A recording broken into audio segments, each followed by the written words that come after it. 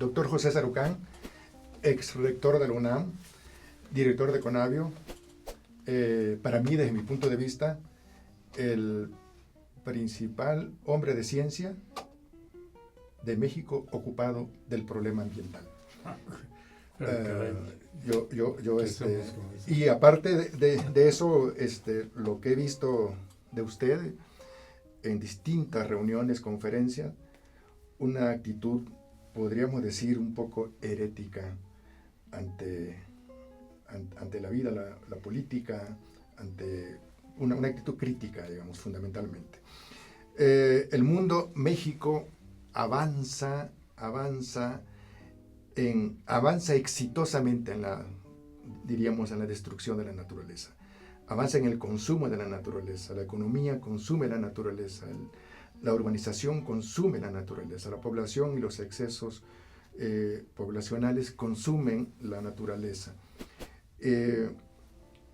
Y vemos que en el ámbito de la política nacional e internacional, como que hay un olvido, como que hay un receso, como que hay una pausa en cuanto a la preocupación por la pérdida de la biodiversidad, por distintos procesos humanos que conducen a esa pérdida de la biodiversidad. Y parece que la agenda de la biodiversidad a nivel nacional e internacional parece que compite con el cambio climático, pero parece que compite en desventaja.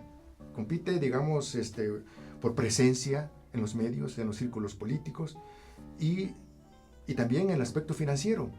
O sea, usted ve, digamos, que existe esa desventaja de las dos agendas, es decir, de biodiversidad en relación a la del cambio climático, y si es así, ¿por qué ocurre, doctor? Déjeme ir un poquito al principio y la pregunta la contesto al final. Es necesario, para vivir hay que afectar a la naturaleza, no hay de otra manera. Así ha sido desde el principio del origen de la vida en el planeta. ¿Por qué? Pues porque toda la vida funciona a través de adquisición, modificación, intercambio de energía. Los primeros organismos tuvieron que alimentarse de otros organismos muy sencillos, después se fue complicando. Y es la manera en que la vida funciona, es, ¿no?, adquirir energía del medio y poder desarrollar funciones vitales. Las plantas y los organismos fotosintetizantes no toman su energía de esa manera, la toman del sol, y eso parece que se nos ha olvidado también, y porque cada vez somos menos duchos en utilizar la energía solar, no solamente desde el punto de vista de la producción de alimentos, sino también en la producción de energía de otra manera. Pero, es decir, lo que quiero decir con esto es que no hay manera de vivir sin afectar el medio ambiente, punto, ¿no? Ahora, la cosa es cómo lo podemos hacer de tal manera que lo podamos seguir haciendo adecuadamente para nosotros, para las generaciones futuras, y que no solamente lo hagan igual, sino que lo puedan hacer mejor que nosotros. Y aquí entra un poco este concepto de desarrollo sustentable que no es asumido realmente casi por nadie en el mundo, ¿no? Cuando hablamos de perder biodiversidad, en realidad lo que estamos hablando es de perder el sustrato biológico que mantiene la vida en la Tierra. Los ecosistemas que nos proveen de servicios. ¿Y cuáles servicios? Bueno, pues para empezar, la captura de energía solar para convertirla en alimento, nada más ni nada menos que eso. Es de lo que comemos, es de las cosas con las que nos vestimos, con las que construimos muebles, edificios, etc. Ese es un servicio, es uno de los más básicos, pero como ha sido tan normal desde el origen de la humanidad, lo damos por natural o por hecho o por garantizado, y no nos damos cuenta que la afectación de otros elementos alrededor, estamos afectando esos servicios ambientales de una manera terrible, ¿no? La captación del CO2 de la atmósfera, la captación del agua para convertirla en agua potable, utilizable de manera regular, de manera ordenada. es lo mismo. Hay muchas cosas aquí que podemos hablar, quizás no es el momento. ¿Y por qué no puede competir? No creo que se trata de competir. Hay dos grandes desventajas de comparar ese capital natural, la diversidad biológica, los ecosistemas, con lo que está pasando en el cambio climático. El primero es que entendemos, con todo lo complejo que es cambio climático, lo entendemos mejor porque son sistemas más sencillos, por un lado, que los sistemas ecológicos. Segundo, porque el fenómeno tiene prácticamente la misma actuación sobre todo el planeta. Tiene una emisión de X toneladas de CO2, se reparte por toda la atmósfera y tiene efectos muy similares en todos lados, ¿no? Hay un calentamiento que es de toda la atmósfera, en algunos lados un poco más que en otros, pero básicamente es igual. En el caso de la conservación de esa diversidad biológica, de los ecosistemas, es un asunto que está, aparte de ser muy complejo biológicamente, está sujeto a otro sistema que es enormemente complejo, que es el social, y que tiene una historia y que tiene una serie de elementos temporales muy importantes que definen la manera como estos recursos se usan. Ese es otro elemento que complica mucho el entendimiento de la relación entre la humanidad y los recursos renovables. Y por otro lado, bueno, para ser muy sencillo, los efectos del cambio climático son efectos que se expresan de manera, yo diría, casi inmediata, aunque el origen haya estado muy atrás. Un ciclón pues produce una serie de daños, no siempre necesariamente resultado del cambio climático, pero a como vamos y con la intensidad de los ciclones seguramente está pasando ya como resultado directo del cambio climático. Y hay daños físicos, hay daños humanos y hay daños de infraestructura muy, muy severos. Esos cuestan, la gente los resiente, la pérdida de vidas humanas es obvia. En el caso de la pérdida de los ecosistemas, estos son cuestiones que van a tener efectos a más largo plazo. No lo sentimos, hay una cierta adaptación a esto, pero ya tenemos ejemplos de lo que pasa con las sociedades cuando hay una pérdida severa de esos recursos y de ese capital natural. Siempre uso el ejemplo de una isla. Ya hicimos el experimento en el planeta. Está hecho en un mismo lugar, no en dos sitios diferentes o en tiempos diferentes al mismo tiempo. La isla se llama Santo Domingo, la mitad es Haití, la otra mitad es la República Dominicana, y cada que hay un evento catastrófico en la isla, la forma como la población haitiana es afectada cuando ya no tiene ningún recurso. Prácticamente se han acabado todos los bosques de Haití. No hay una manera de que esa matriz básica le dé capacidad de adaptación a la sociedad. Pues vemos los impactos que tiene y la dificultad de recuperarse de cada uno de estos eventos, ya sean de origen climático o no, los terremotos, ¿no? Hay un terremoto fuerte, afecta a toda la isla. La capacidad de recuperación en Haití es bajísima, prácticamente no la han tenido hasta ahora del último terremoto fuerte. Lo que pasa en Santo Domingo es muy diferente. Cada ciclón pues hay pocas pérdidas porque los bosques y las selvas que tienen están relativamente conservadas, tienen formas de responder a estas cuestiones y recuperar los daños que se pudieron haber tenido, por ejemplo, por el terremoto.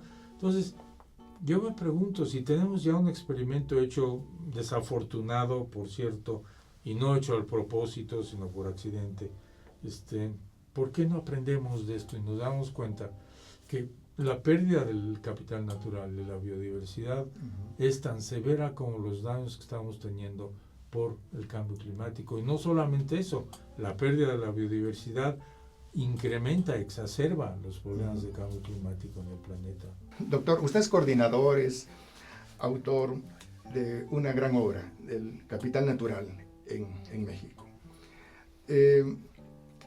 ¿Quiénes leen esta obra? ¿A quiénes les sirve? Aparte de a los estudiosos, a los especialistas, a quienes andan metidos en el problema ambiental. ¿Qué pasa, por ejemplo, cuando el libro, o qué se imagina usted que pasa, o qué sabe usted que pasa cuando el libro llega a uno de estos llamados tomadores de decisiones? ¿Qué hace con esa obra?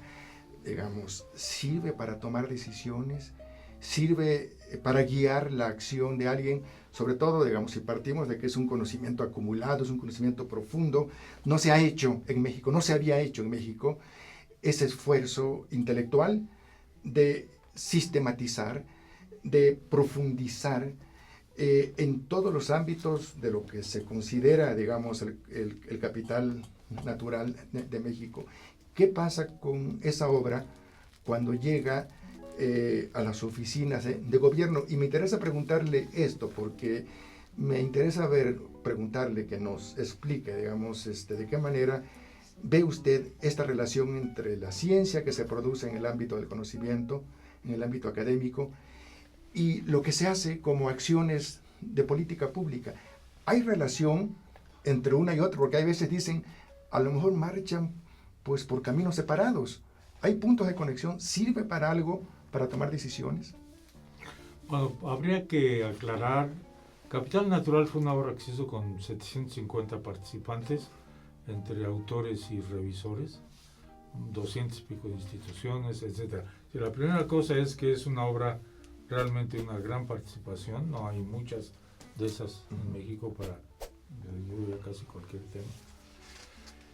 Es una obra escrita, los capítulos que están escritos, de los que está compuesta la obra, están escritos para quienes trabajan en esa área, los investigadores de esa área.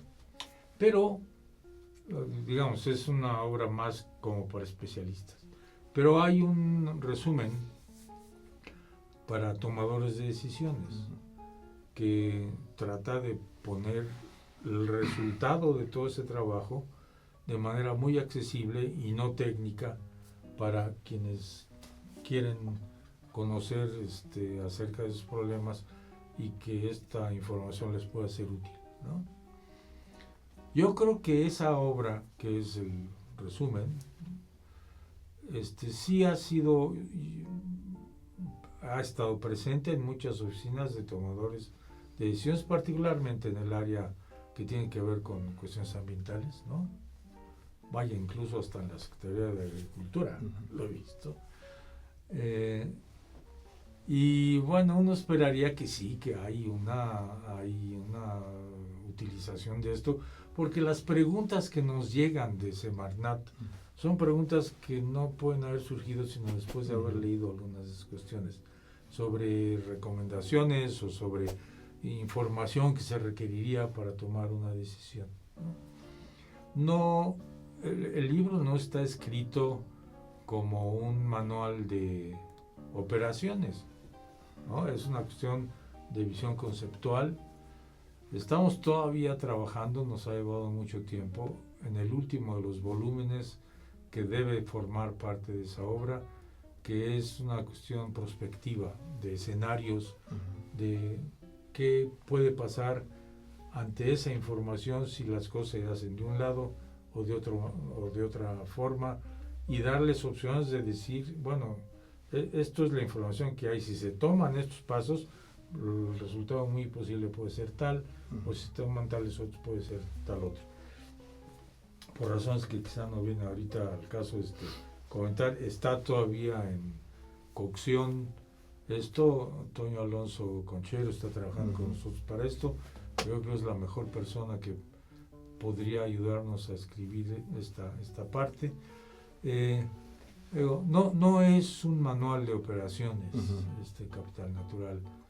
Es una puesta al día de la información que tenemos de cómo están las cosas, y el resumen sí trata un poco de traducir eso de tal manera que, y está escrito de tal manera que las cuestiones salientes están puestas en cuadros específicos que dan mensajes muy claros de cómo pueden ir estas cosas. Creo que el último volumen, que es el de prospectiva o de escenarios posibles, puede ser realmente ya mucho más cercano a lo que me está preguntando José Luis. En ningún lado el capital natural, que es realmente el segundo estudio de país de cómo está la biodiversidad, que todos los países deberían hacer, si son signatarios del convenio de biodiversidad, es eso, es una apuesta al día de cómo está nuestro conocimiento, qué ha pasado con diferentes políticas, los resultados de acciones o inacciones. Eso es lo que es la obra de capital natural. Le voy a hacer una pregunta y un comentario provocativo. Poniéndome en su papel crítico, que le he escuchado muchas veces, le quiero hacer una pregunta y un comentario provocativo. La ecología política, por ejemplo, sostiene que el sistema de la vida, la naturaleza, tiene un valor por sí mismo, que no está necesariamente en función de los humanos. Usted claro. Habla, por ejemplo, de los servicios ambientales, y son servicios para los humanos.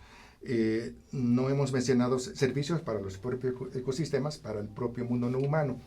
Y el segundo punto de esta pregunta es: ¿por qué el título de capital natural a esta obra, siendo que el capital, la idea de capital, remite también a la idea de la economía y de la apropiación económica de la naturaleza, que por otra parte, digamos, es de alguna manera responsable de parte de la depredación, y no necesariamente, por ejemplo, como usted mencionó al principio, que la vida misma implica consumir, destruir, apropiarnos de la naturaleza, contaminar, sino de los excesos, o cuando la economía, por ejemplo, pierde el sentido de satisfactor de necesidades humanas, de productor de bienes para necesidades humanas, y se convierte en un fin autónomo para la simple productividad y la rentabilidad. O sea, ¿por qué el nombre del capital natural, y cómo piensa usted esa relación con esta otra que tiene que ver con la idea de capital dentro de la economía? Hay una razón, yo diría, como en primera capa, muy obvia, y es que,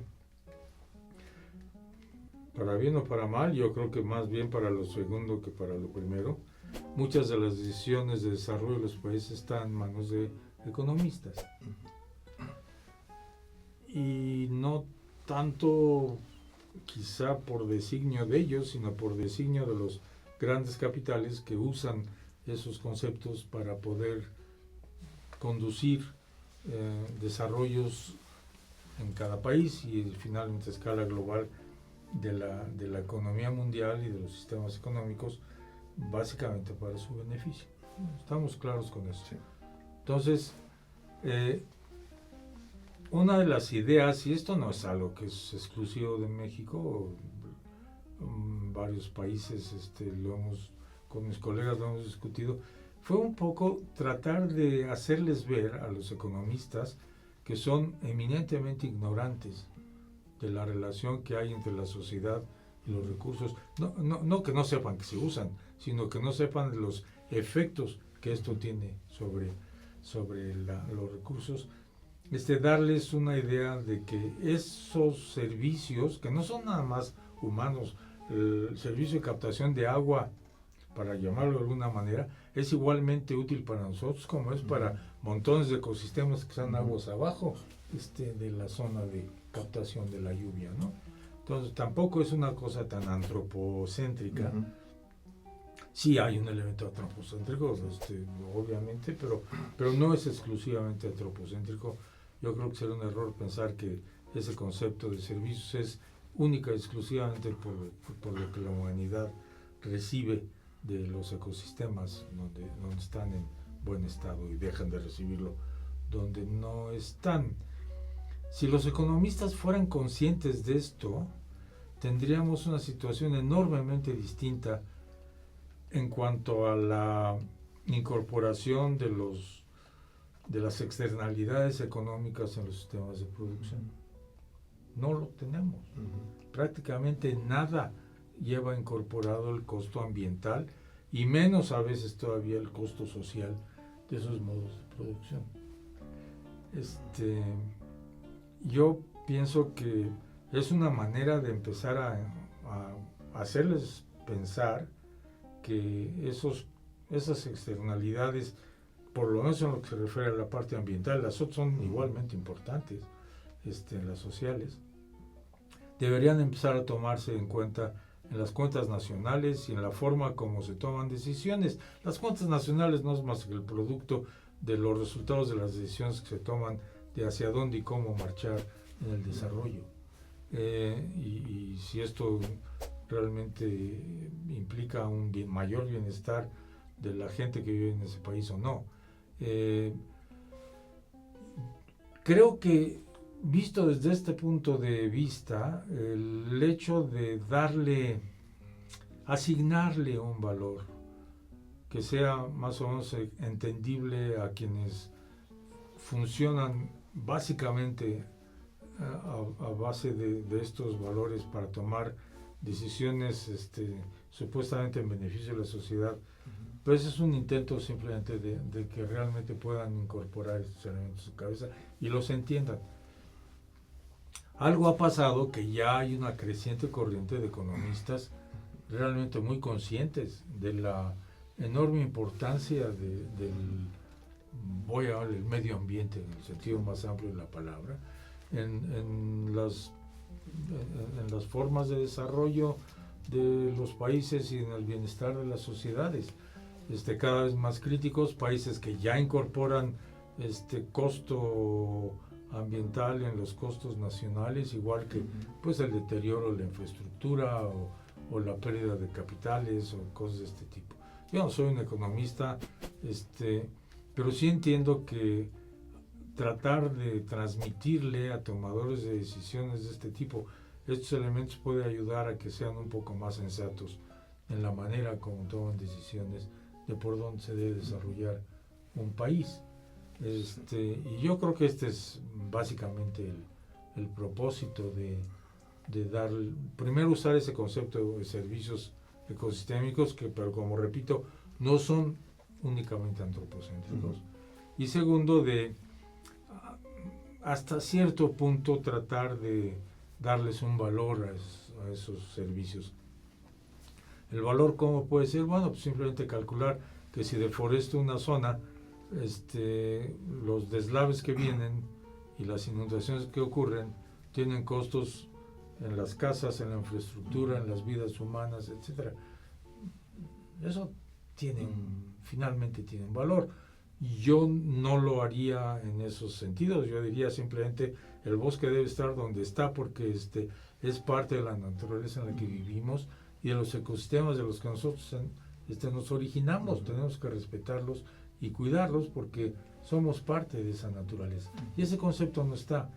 Pero llegar con estas ideas a los economistas, a mí me parece que con el grado de desconexión que tienen de estos elementos, no es llegar muy lejos.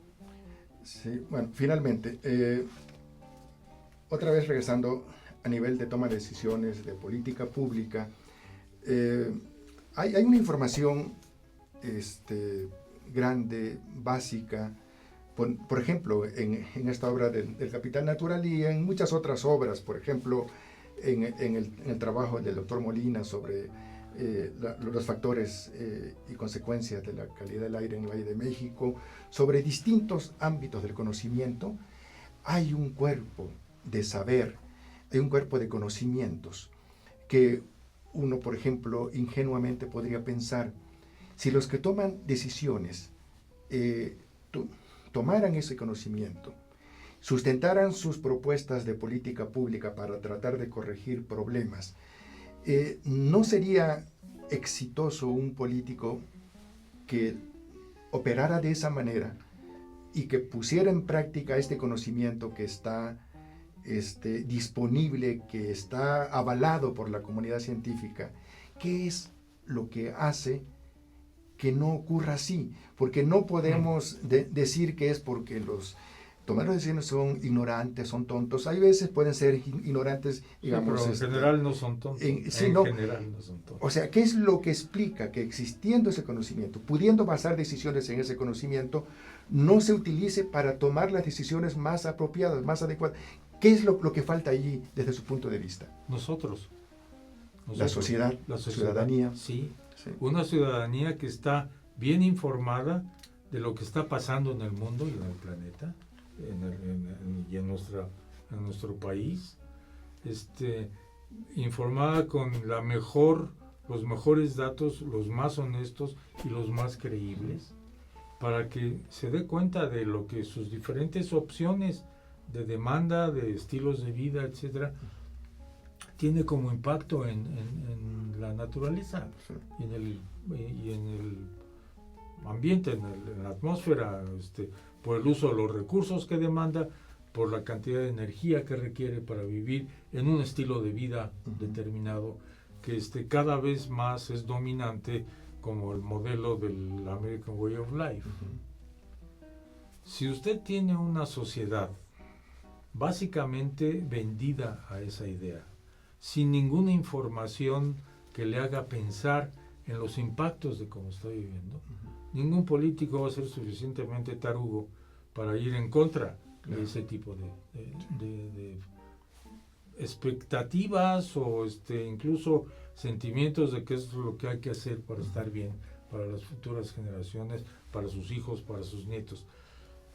Ahí hay un problema en que los causantes de ese impacto que somos cada uno de nosotros, no actuamos en buena ley con el conocimiento que tenemos de lo que está pasando. O mucha gente, y yo creo que lo que pasa más bien es la mayoría de la gente, no tiene noción de esto, porque ¿dónde ha visto en los medios que haya dos mesas redondas al día a horas de alto impacto discutiendo cuestiones ambientales en la televisión en México o en cualquier otro país, para ese caso?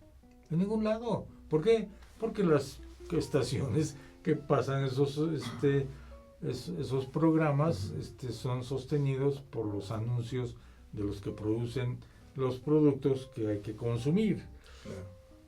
Y estamos en un círculo vicioso. Yo creo que el punto está ahí, y mientras eso no lo ataquemos de mejor manera, y cosas como como este programa realmente hagan pensar a la gente en qué impactos está teniendo la forma que tengo de vida, y se haga de información, porque si de algo no podemos quejarnos ahora es de la cantidad de información disponible de 1000 maneras, mucha de ella mala y basura, pero mucha de ella muy buena y muy útil, que nos puede educar en el buen sentido de la palabra sobre qué pasa con las formas de vida que tengo yo, que tiene mi familia, que tiene mi colonia, mi ciudad, mi país, y empezar a exigir que haya medidas que empiecen a cambiar las cosas. Los políticos van a responder en ese momento así. Conciencia, democracia, participación ciudadana. Así es. Digo, el poder está en la sociedad. Sin duda. Doctor, muchas gracias. Muy amable por su participación, doctor José Sarucán.